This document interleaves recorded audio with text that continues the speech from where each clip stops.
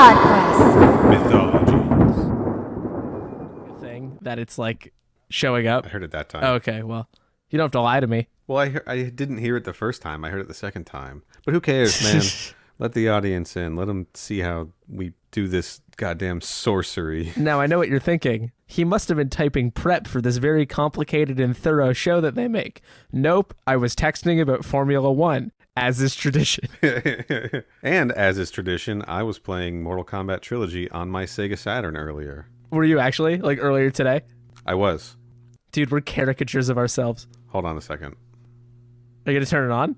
No, hold on. No, just... What? Garage door was going up, and I know the mic picked it up.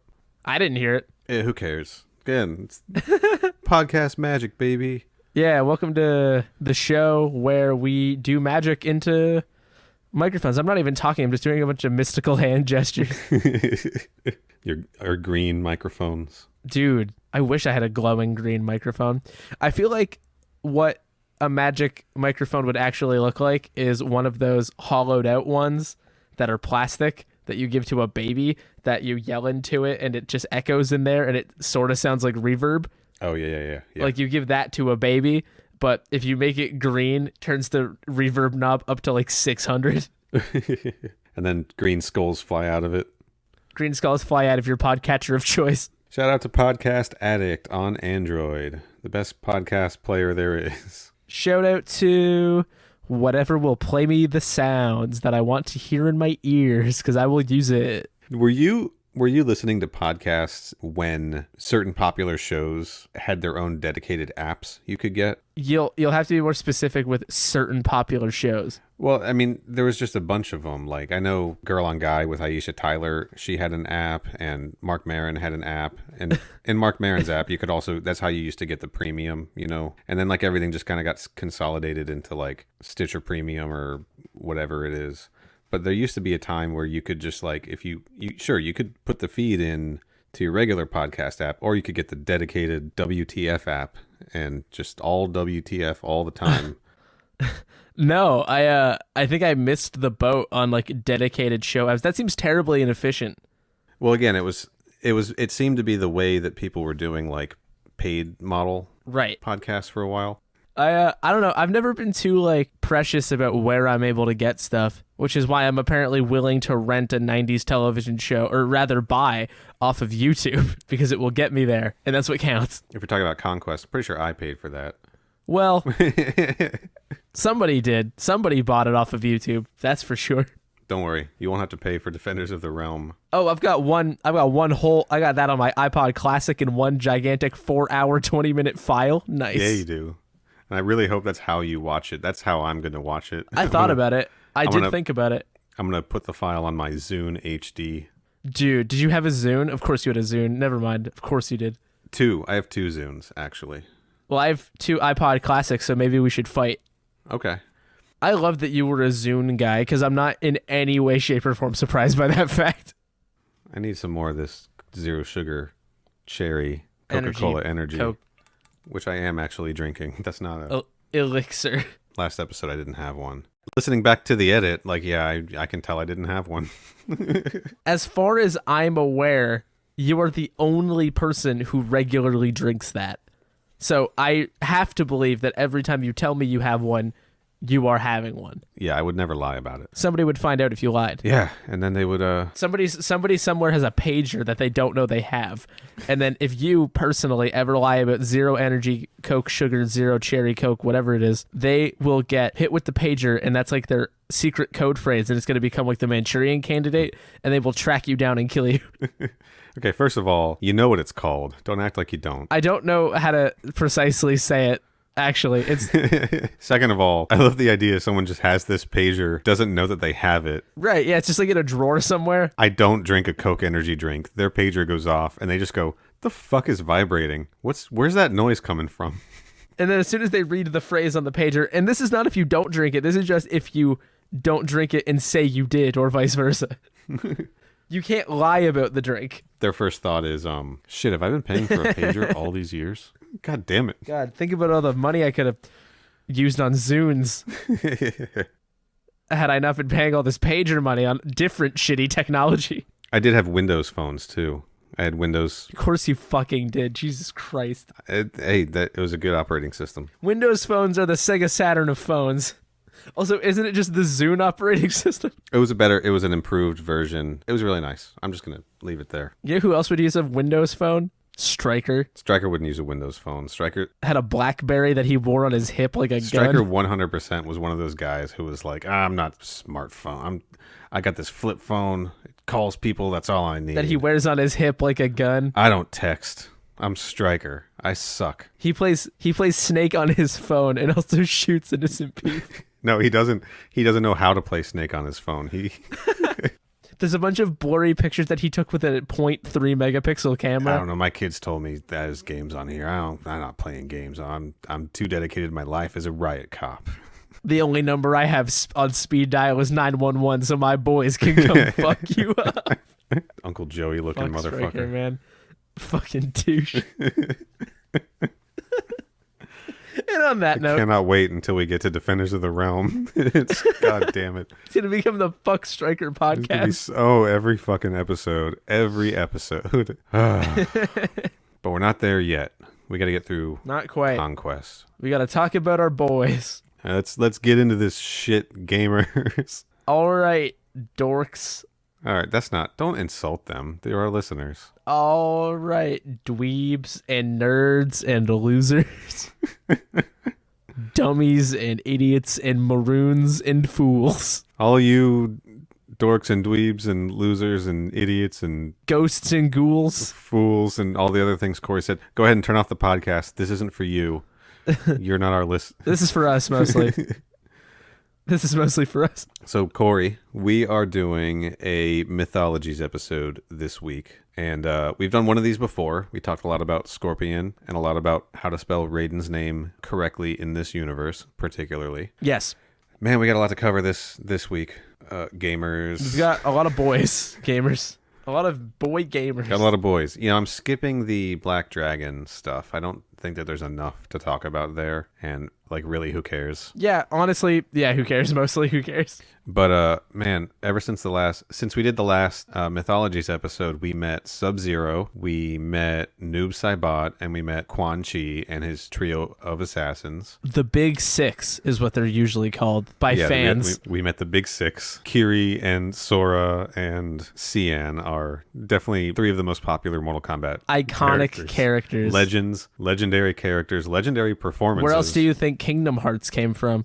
Yeah, is this one gonna become another half Kingdom Hearts podcast, half Mortal Kombat? No, I don't have nearly enough Kingdom Hearts lore on hand. Yeah, so this week we're gonna talk about Sub-Zero, Noob Saibot, and Quan Chi, because anyone who's familiar with the video game canon knows that those three characters in particular, their stories are heavily, heavily intertwined, and not so much in the television show. Right. So let's just get a little bit of a refresher on how we saw each of those characters in Conquest. So back in the episode Cold Reality, we meet Sub-Zero, never given a civilian name, just a code name, Sub-Zero. Right? I love civilian name there. He's a mysterious, mostly naked dude with ice powers who's being trained by the Lin Kuei. I love that I forgot what you said already. A mostly naked dude, magical dude, whatever, is not necessarily a descriptor that never mind, that joke went away. I don't know. Oh boy. That joke died as I was saying it. This is a fucking. I apologize to all my fans and my haters. Don't apologize to the haters. Oh boy. So so we meet Sub-Zero in Cold Reality. He's being trained by the Lin Kuei to be an assassin / thief, and he attacks the combat crew, uses up too much ice power and has to retreat because he's scared of Raiden. And we haven't seen him since. No. But we do know, at the very least, we're going to be seeing him in the Mortal Kombat film. Yeah. And presumably that is the same Sub-Zero. In that Mortal Kombat movie, he does get killed by Liu Kang. And then in Annihilation, his little brother shows up as Sub-Zero 2. And all of that kind of shit pretty much tracks with the games, except for the fact that Liu Kang didn't kill him. Scorpion did, right? Yeah, so that one's pretty straightforward, all things considered. Yeah, a pretty accurate origin story and tracking of Sub-Zero's timeline. Presumably, what that does mean is we are dealing with Bihan. Yeah, so theoretically, we're dealing with Bihan. Interesting thing, I watched Mortal Kombat Legacy recently, and they pronounce it as Bihan in that. Huh. I don't know what the accurate, Chinese pronunciation would be. And actually in Legacy, they've changed the Lin Kuei to be a rival Japanese clan, not a Chinese clan also. So maybe it's a regional pronunciation. It's like, damn it, I had a fucking joke there too, and I forgot what it was mid saying it. It's what the fuck is the steamed hams bit with the regional dialect? What is he talking about? He's talking about steamed hams. God fucking damn it. You can keep that in if you want. Jesus Christ. No, we have to cut that out because we did that last time. We didn't. There's no way we did that again. 100% we did that because I said, I forget what it was, but there was we said something was a regional dialect. And it's a Utica expression. And then you made a Utica joke, and then I said steamed hams, but it's Mortal Kombat Conquest. That's in the Quan Chi episode, I think, dude. That recently? Christ, Yeah, we're already a yes. broken record. Yeah, that fucking recently. Woof. Hate to see that. Well, anyway. All of that basic information kind of tracks with just general, especially early Sub-Zero storylines. That all kind of adds up. But anyway, that's what we've seen of Sub-Zero in Conquest and some stuff we know about him in the future.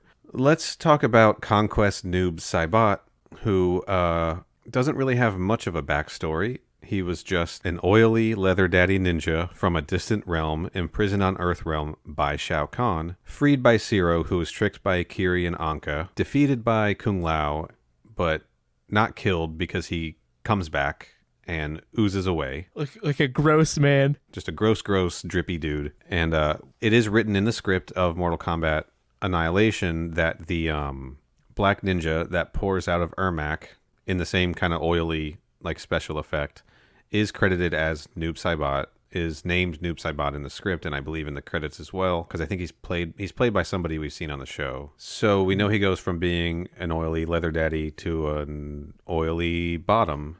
Oily leather grandfather. So that's basically all we know about Noob Saibot from the movies, right? And then we got our bro Quan Chi, our horny necromancer. Can't help but notice the last two character descriptions are earth-shatteringly horny. Well, it's a horny show. Sub-Zero, mostly naked, frozen in that ice block. That was pretty horny too. Oh, it's all the way down. It's all the way down. Yeah, so now we got Quan Chi, horny necromancer, who lives in the Netherrealm by choice in this universe and sticks souls into living bodies of hot people to have assassin slaves do stuff for him. Yes. We've seen him try to corrupt Kung Lao's soul and turn everybody into dicks. And we've seen him team up with Shang Tsung to imprison Kung Lao in his own personal hell. And we've seen that not work out so well for him. It seems like most people who get imprisoned anywhere in this show, it tends to not go great because most people don't stay imprisoned for very long in the grand scheme of things. Yeah, something needs to be said about Shao Kahn's decision to lock Shang Tsung in the cobalt mines. Really seems like there was no foresight on that at all because it's not really... I mean, considering the cobalt mines don't sap Shang Tsung's That's what I mean. Like, it's strength. not stopping him from doing... Like, this whole show is Shang Tsung showing why the cobalt mines are, not a big deal. Yeah, and also giving him just a pile of souls that he can steal from other prisoners to keep strong. It's maybe you should have just put him in a box somewhere where he couldn't suck people's souls and would just eventually run out of magic. I don't know if a box is the right answer. Maybe the better answer would have been kill him. Probably, yeah. Kill him, Shao Kahn. Rip his head off. You can do that. You're Shao Kahn. But whatever. Anyway, so the big thing that Conquest changes is that in the Mortal Kombat video game continuity, all three of these characters are incredibly closely related to the point where one of them is in fact two of them. Yeah, I guess that's a pretty regular thing too, huh? Let's talk a little bit about Sub-Zero from the games. And again, we're going to presume that the Sub-Zero in the show is Sub-Zero 1, Bihan, or Baihan, depending on... Let's go with Bihan for the sake of our own internal consistency. I'm going to stick to the Bihan pronunciation because it's certainly what I'm used to, but I do not mean to be culturally insensitive. So, in the games, Sub-Zero #1, Bihan, is a assassin for the Lin Kuei. He's got cryomancer powers, and he's like their top dude, right? So sometime pretty much immediately before the Mortal Kombat tournament that we see in the first game, Quan Chi hires the Lin Kuei, and specifically Bihan, to complete a task for him. And this task is to find a map, steal a map from a Shaolin temple,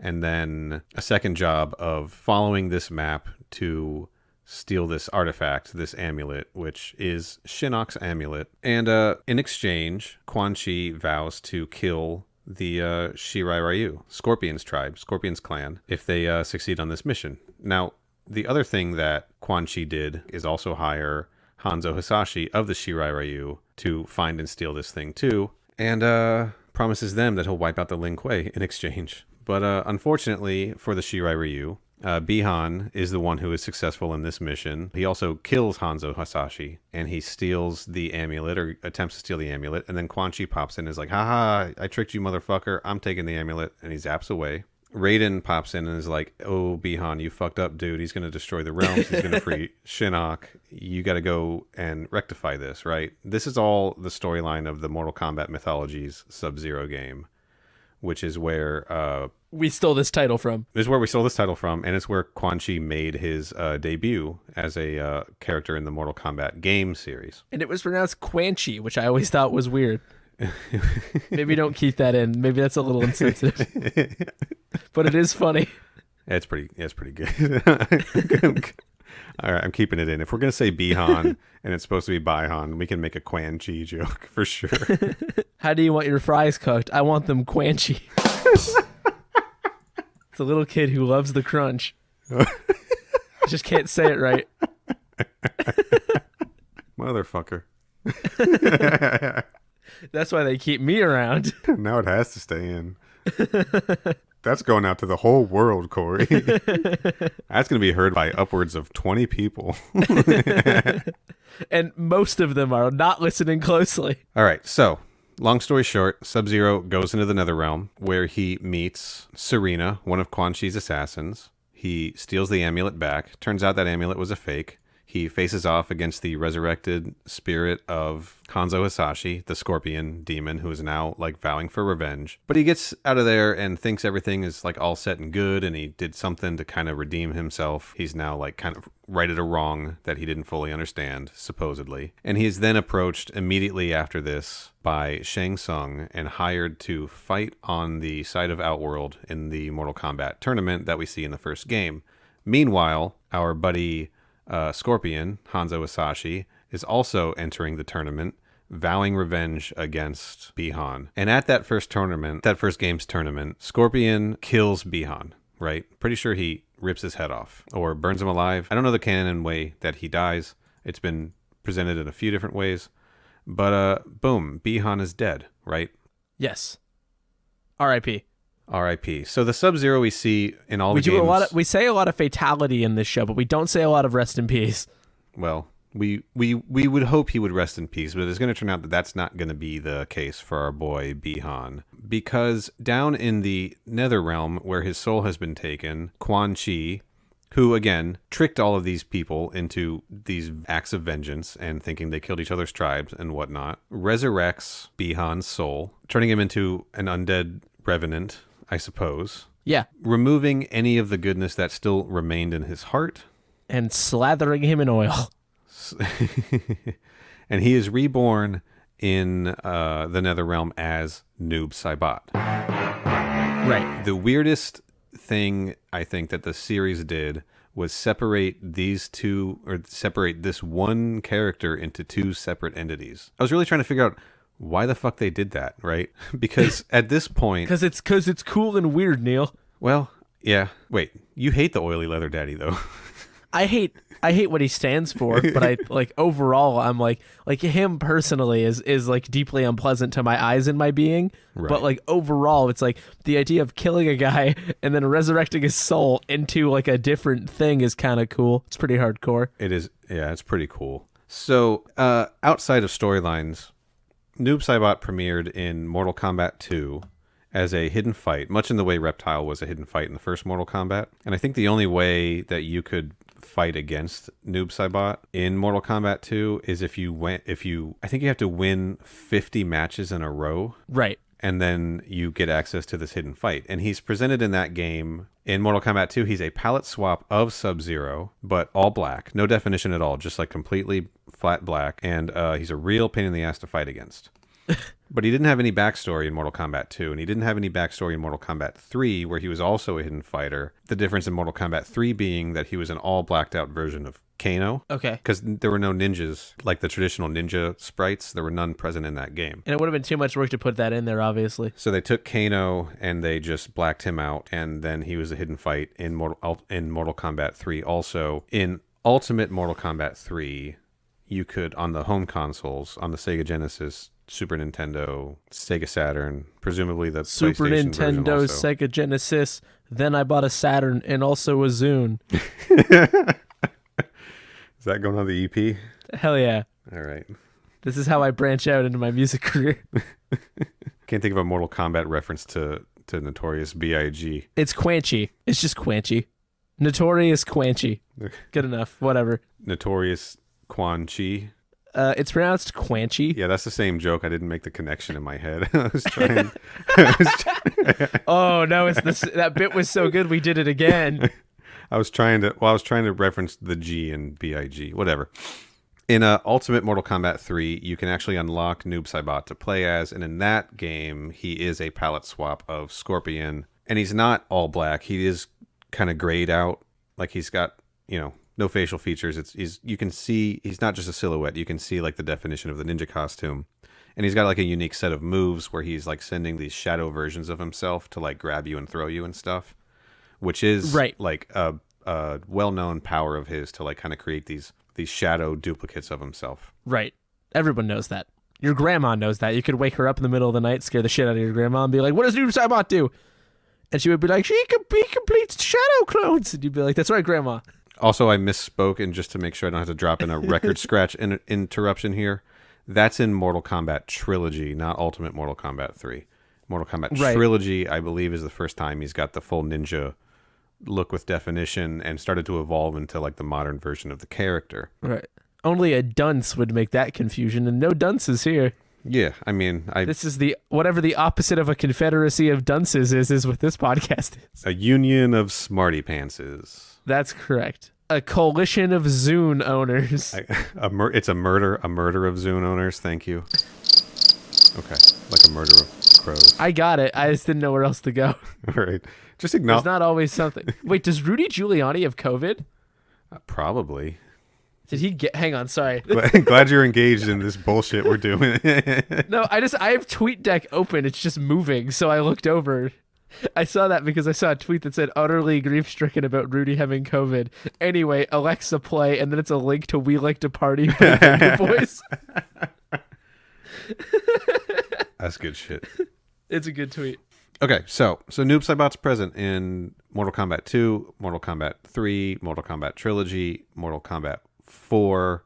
It's not until Mortal Kombat Deception, the sixth main series game, that the information is revealed that Noob Saibot is Bi-Han, is the original Sub-Zero brought back to life. So that wasn't established in the game's storyline until 2004, which again is years after Conquest, right? Many, many years after Conquest.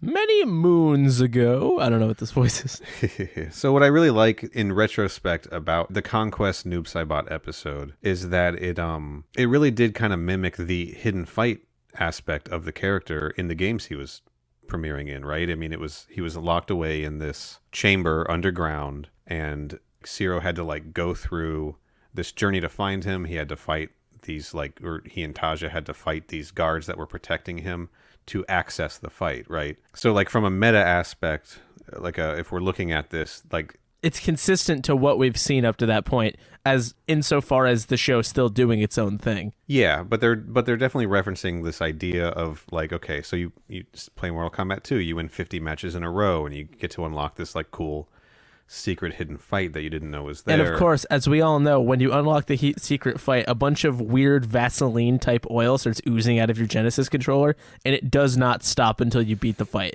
Ooh. Like if you turn the console off, it just keeps coming. Like you got to put it in a jar or a tub to make it stop.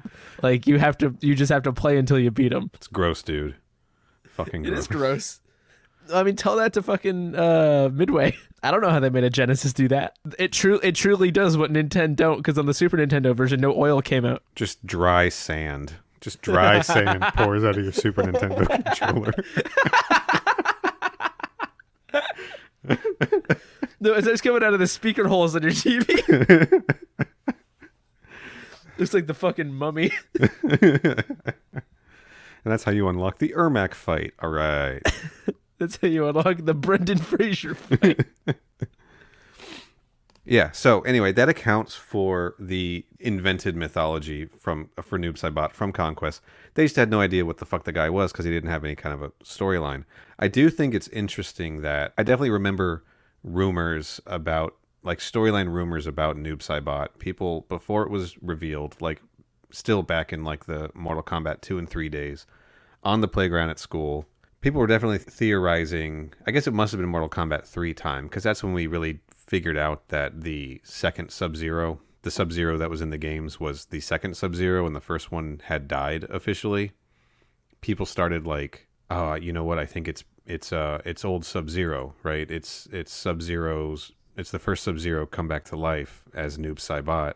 And I think the driving force behind that rumor was probably the fact that it was very clear that he was a blacked out silhouette version of Sub-Zero's character sprite from that game. Yes. And then that, like, you know, eventually becomes canon. I love that kind of shit where like the myths surrounding video games like get brought in and referenced for the fans in the games themselves. Yeah, totally. I just think that's a pretty cool touch. But in any case, Bihan, Sub-Zero, and Noob Saibot are the same person. Yeah, that's true. And it all happened because of Quan Chi. Quan Chi. All because of Quan Chi. Why does Quan Chi sound like a Sasquatch spinoff? Quan Chi, god damn it, I had a joke. It's gone. Quan Chi is the Noob Saibot equivalent of the Yeti for sure. God, I fucking love Quan Chi so much.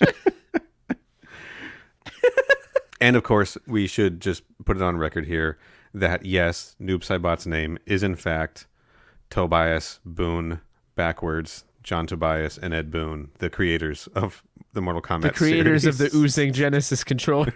I know Jeff Smith from 5th grade. I know that it's Boone Tobias backwards. Yeah, shut up, Jeff. And you said his name wrong. You said it was Tobias, and that stuck in my head for years. LMAO. I already talked about that on an episode. It was a cold open to one of the episodes, was me bitching about that. I like how we're already playing the hits. Well, it's, hey, when you're all killer, no filler. It means that sometimes you start reusing the killer as filler. All right. I think that pretty much covers the Noob Saibot Sub-Zero stuff. I want to talk a little bit about Quan Chi because All killer as filler. I like it. There we go. I was going to leave you hanging on that, but it was too good.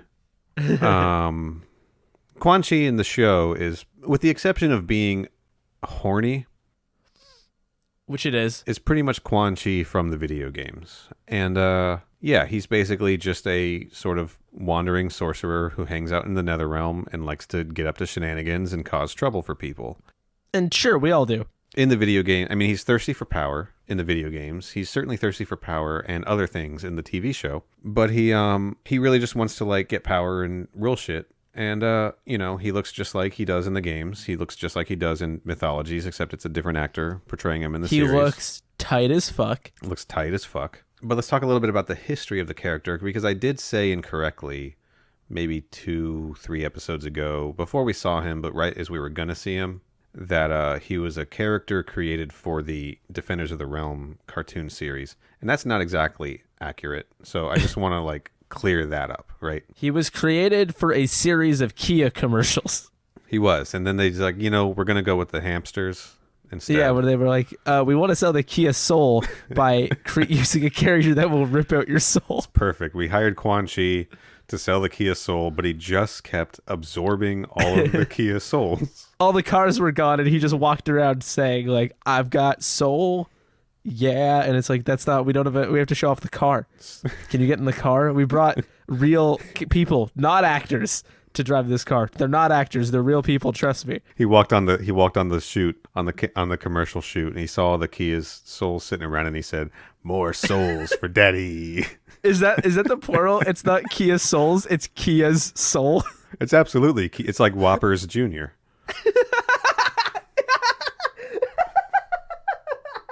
I've never heard that before. Yeah. How many Whoppers Jr. would you like? At least two Whoppers Jr.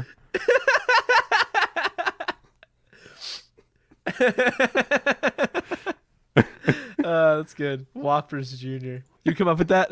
No, that's actually Did the true. Burger King do that? Is No. it really? That's actually like that's my touchstone for that type of language rule. Is it from the Burger King? Well, it is about Burger King, but it's not. I don't know where I heard it from. It's not from like a Burger King commercial. Okay, it's not canon. What are we doing? Burger King mythologies? Are we talking about the Xbox games? We'll talk about Sneak King and Yeah, Cart, Pocket Bike Prince, Racer. Pocket Champ, I think I still have all of those, by the way. Carnival Clown Man. I fully believe you do. That's the least surprising thing you've ever said to me. I don't know where they are, and I honestly may have gotten rid of them recently, but I definitely had them for a long time. And I didn't even pay for them. A friend gave them to me. He was like, "Here, you want these?" I was like, Convenient. Yeah, I don't, as long as I'm not giving Burger King money, I'm cool. Okay, so you know how last episode Kung Lao was put into his own personal heaven that was going to become his own personal hell? Yeah. That's what Burger King is for me. So, is Burger King your fast food of choice? No, absolutely not. Amongst the big several? But I want, it's few things I hate more than Burger King. I think that they could have probably had an easier time keeping Kung Lao in the pocket dimension if they sent him to Burger King. You just hang out and eat, Just put him and Jen in a Burger King. Did Burger Kings have playgrounds? Because he could go fuck around in there for a bit. unlimited cheesy tots. Some of them do. Yeah, there you go. I don't know, man. Let's talk about Burger King. It's kind of making me feel sick. I have a good out for this bit if you don't want to talk about Burger King anymore. It's just something about the place. It just makes me uncomfortable. Existentially, you hate Burger King, but Yeah. so in the It's no world's largest McDonald's, that's for sure. the town over from where I grew up, and also another town nearby us. So there's two of these locations. There is a restaurant that's been around since like the 60s, I think. And you're goddamn right, it's just called King Burger. And they're just untouchable at this point. Well, yeah, I don't know how they got around that legally, but Since the 60s. They were probably there first. I had never had any King Burger. It was really close to my house, and I didn't know anybody who had had it either. The building looked kind of old and stuff, but eventually one day, I think last year, I was like, okay, it's gonna happen finally. I'm gonna eat at the King Burger, and real talk, you get it in a styrofoam container, like it's the 60s. Oh, and nice. Dude, styrofoam may be bad, but their food is fucking good. Holy Hell yeah. shit! All right. So choice. So And, on this episode of MK Podquest Mythologies, Burger King. so the only way you can find a King Burger is dox me. Burger King. That is a challenge. Okay, this explains a lot of why I don't like Burger King. American multinational chain of hamburger fast food restaurants headquartered in Miami-Dade County, Florida. Local. The company was founded in 1953 as Instaburger King, What? a Jacksonville, Florida-based restaurant chain. After Instaburger King ran into financial difficulties in 1954, that would be a year after it opened, its two Miami-based franchisees purchased the company and renamed it Burger King. Yeah, because Insta Burger King's fucking terrible. That's a bad name for a thing. That's a real bad name for a thing. God, It's we gotta capitalize on the popularity of Polaroid cameras by giving people instant burgers. Dweebs. Yeah, fucking dweebs, fucking narcs. I don't know. Dorks. Gamers, let's go. Where was I? I actually don't know. So our pal Quan Chi in the TV show, pretty accurate to his video game depictions.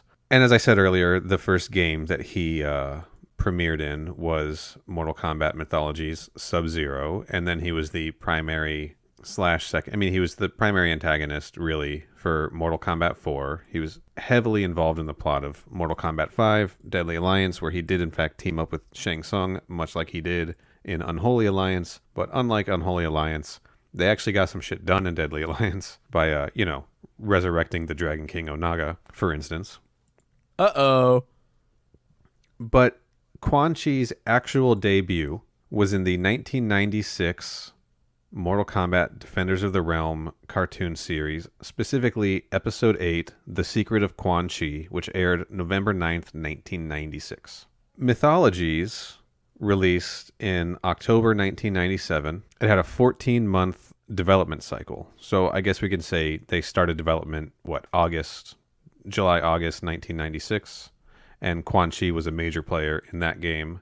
And it's pretty interesting to me that his debut was in the cartoon series. Yeah, it's cool. He was created by John Tobias. And I did find a quote from John Tobias that I'm going to read now. He quoted this to Mortal Kombat Online in 2012. He said, Quan Chi was meant to fill a void vacated by Shang Tsung as the main sorcerer of the series. And so I think he worked initially because he had that purpose in relation to the other characters in the story. But he was also a visual departure as well. I think I was listening to a lot of Nine Inch Nails when I drew him. We all saw Quan Chi as a great character to cross-promote between media.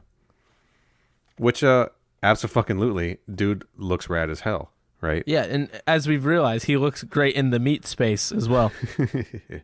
So even though I said earlier that he was created for Mortal Kombat Defenders of the Realm, that's not entirely accurate, but he was certainly created with this idea in mind of being able to, cross-promote, as he says here, between different media, to the point that in the 1997 live-action movie, Mortal Kombat Annihilation, there was a scene that apparently was actually filmed that involved Quan Chi.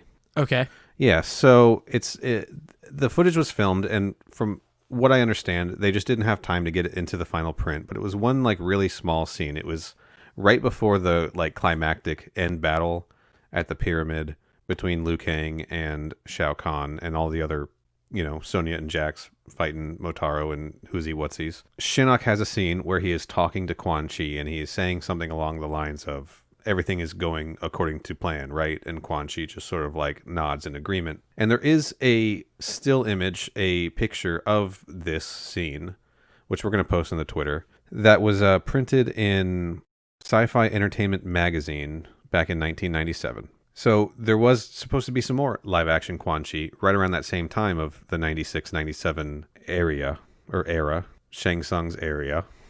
Frankly, we've been robbed. Yeah.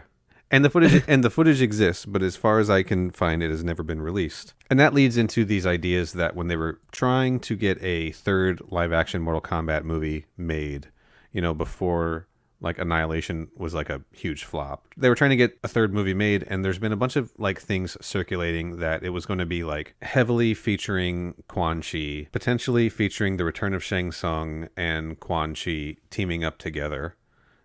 Just whole hog Quan Chi shit. And we never really got that. And I can't really find any of apparently there's been script treatments and outlines and entire scripts circulating and released that people know about. I can't find any of those. So I'm going to say if anybody out there has access to any of that shit, at MK Podquest on Twitter, hit us up. mkpodquest@gmail.com. mkpodquest@gmail.com.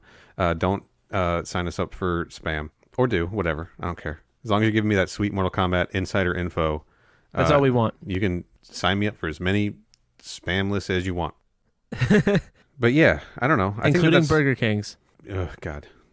I guess. Yeah, allegedly there was a screenplay circulating that involved a team up between Quan Chi and Shang Tsung. What's curious about that is I wonder if that script did in fact exist and got somehow kind of retweaked or repurposed into the Unholy Alliance episode that we just saw, which is, again, a Shang Tsung Quan Chi team-up episode. But that's all speculation on my part. Right. Anyway, there's one last little thing I want to touch on here, which is in Mythologies, when Bihan is, banging around in the Netherrealm, he runs into this trio of assassins of lady assassins that Quan Chi employs named Serena, Kia, and Jataka. And Serena is actually a playable character in, I want to say, Deadly Alliance and Armageddon. I think that's right. That sounds about right, like time-wise. Yeah, and she makes a cameo appearance in 9 in the background, apparently, of the pit stage sometimes.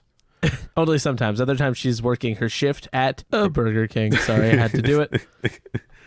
God, definitely. What if I started saying Kerber Bing? Does that do anything for you, or is that still bad? Still bad. There's definitely a Burger King in the Netherrealm. I'm sure. And there's a Burger King in the Chaos Realm. That's all they have there. Yeah. Oh yeah. It's all Kerber Bings in the Chaos Realm. It's Kerber Bings and just regular Arby's. Oh God. You tell me which one's worse. Shout out to Arby's. You follow that Twitter account, Nihilist Arby's? Oh yeah, It's so good. I feel like that's been has that been inactive lately, or am I just missing out? There was something. It popped back up on my feed a while ago, but I haven't seen it in a while either. I think, Eat Arby's. Yeah. Consume Arby's. Anyway. So we've got Serena, Kia Soul. There it is. that's why she was selling the cars. And Jataka. It all ties together. We got him. Put up the mission accomplished banner on the big battleship. Quan Chi's like, more Kia Soul for daddy. Oh boy. So Serena, Kia, and Jataka are Quan Chi's assassins in the game universe. Actually, yeah, they do pop up in Armageddon. There's a fight in the Conquest mode where you fight all 3 of them. I think that's the only time you really get to interact with Kia and Jataka in the games, because all the focus gets put on Serena, and rightly so, because she's the one who sort of turns her back on character. Quan Chi's evilness and helps Kuai Liang, aka Sub-Zero 2, who I've also heard his name pronounced as Kuai Liang, but we're not going to get into that. I think that was another legacy thing. What the fuck was I? I'm getting myself distracted. No, I think I'm distracting you. Yeah. So He just quietly agrees. Yeah, it is your fault. Yeah, probably. It probably largely is. Yeah, fuck you.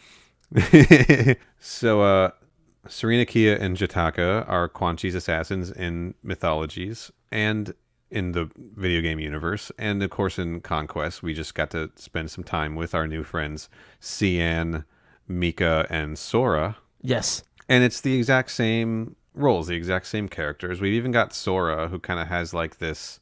She kind of a little bit turns traitor and lets Raiden know what's going on, So she's a little, right. She's got a little bit of Serena in her, even though on the Wikipedias and stuff, Serena gets compared more to Cian. But that's the weird thing is that the Wikipedias and the Mortal Kombat, all the various pedias instead of wikis. Wackies. All the various wikis kind of like say Serena, Kia, and Jataka. It's pronounced Waikai. Okay. Appear. Okay. I'm going to let you finish now. Serena, Kia, and Jataka appear in Mortal Kombat Conquest, but are renamed Sora, Mika, and Cian, etc., etc. They treat them as if they're the same characters, even though their names are different, and their looks are different, and their personalities are different. It's clearly different characters, and from a storyline perspective, you can make it make sense, because Conquest is taking place 500 years before the first Mortal Kombat tournament, so even if we translate that over to the game universe, it would still be 500 years before the first Mortal Kombat game, so it's completely understandable that maybe in that 500 years, he cycled through a lot of his revived soul assassins. You know? Probably. And I mean, he probably just gets like bored with some of them and is like, I'm going to do a new one.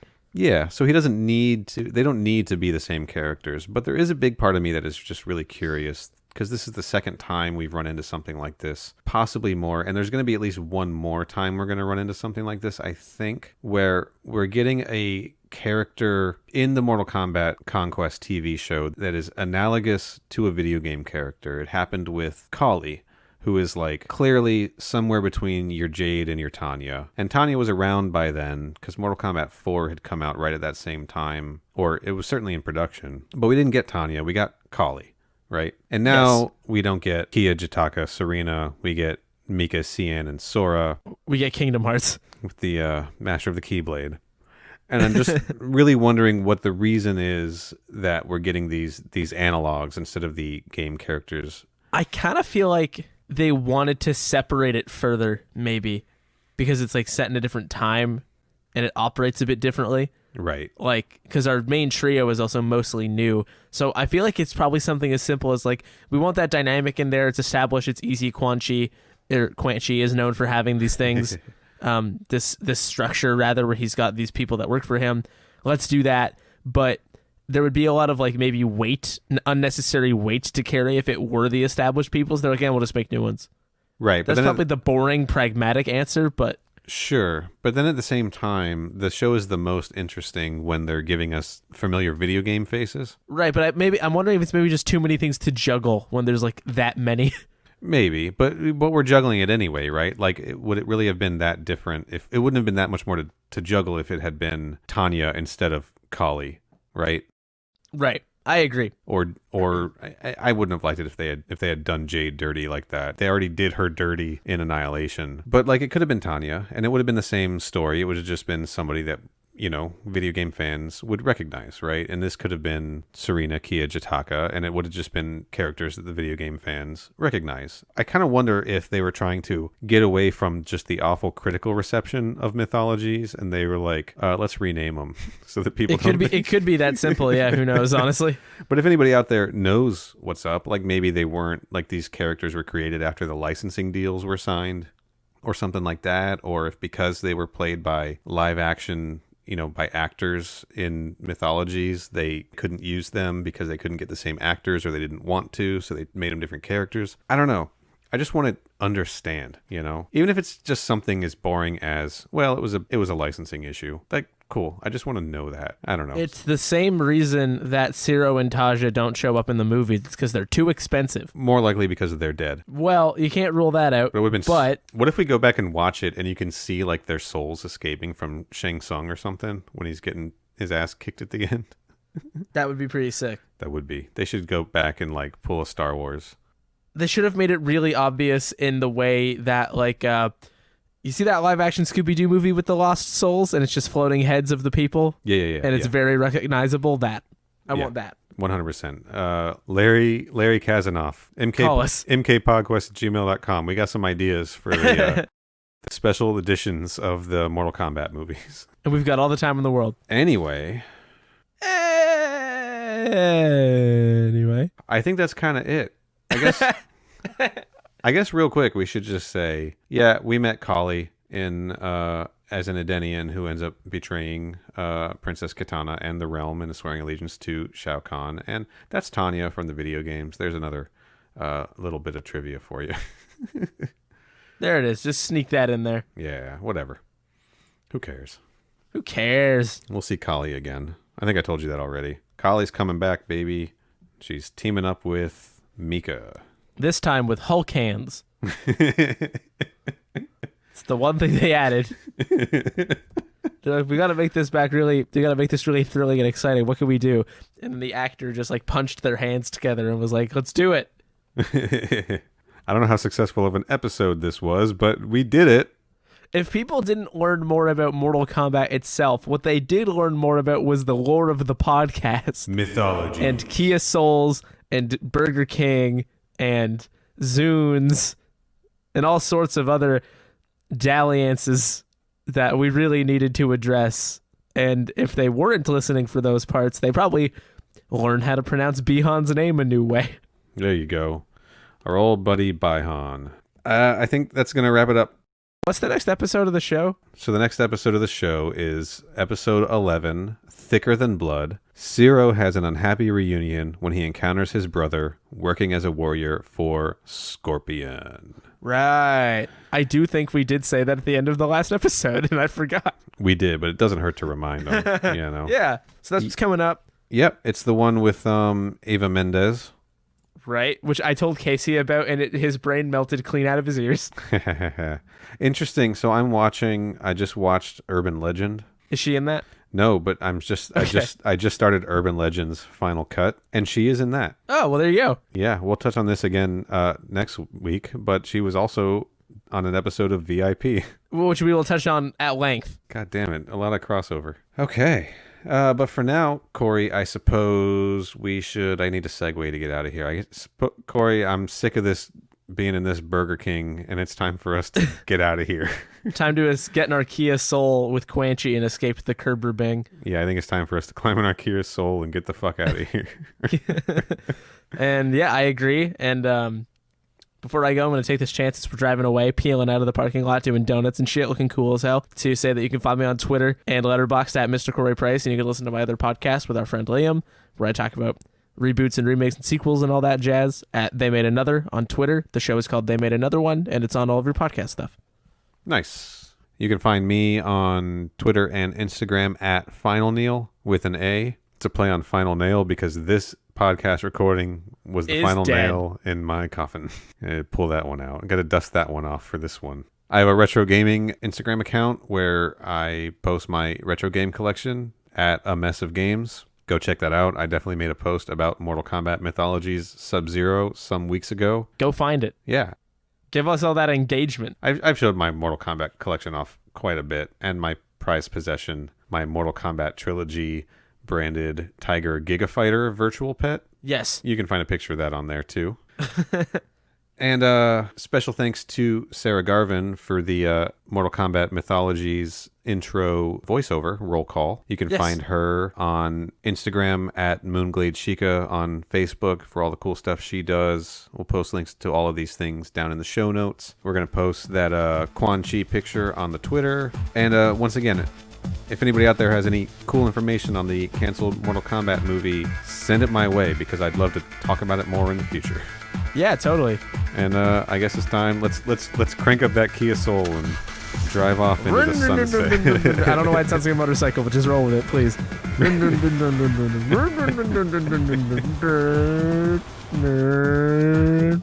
Just fade this out as I'm going. Yeah, I got it. Perfect.